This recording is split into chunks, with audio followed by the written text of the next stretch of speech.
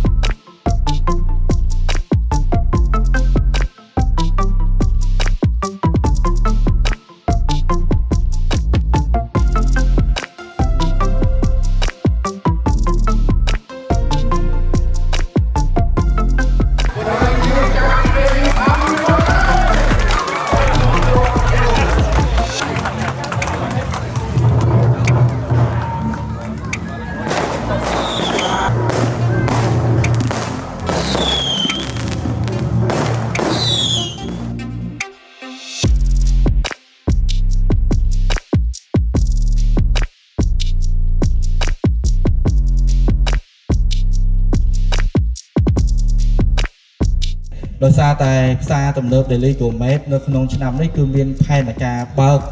ចំនួន2សាខាដោយសាខាទី1គឺយើងកំពុងតែសម្ពោធនៅក្នុងគម្រោងបរិយាទីលានផ្ទាល់ហើយសាខាទី2គឺយើងនឹងបើកនៅខែក្រោយបាទនៅលើផ្លូវ430ខាងក្រោយពេទ្យរ៉ូស៊ីនៅក្នុងឆ្នាំ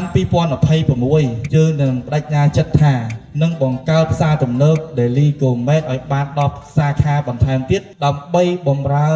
នៅភាពងាយស្រួលក្នុងការរស់នៅទៅតាមសហគមន៍នីមួយៗ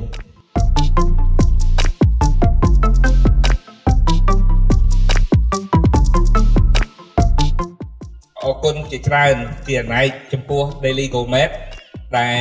បានសម្ពោធនៅក្នុងបរិយាទីលានសង្ឃឹមថាការចូលរួមនៅក្នុងដៃគូពាណិជ្ជកម្មរបស់យើងនៅទីនេះគឺនឹងធ្វើឲ្យគម្រោងបរិយាទីលានដំណើរការទៅមុខទទួលបាននូវជោគជ័យបាទសូមអរគុណបាទ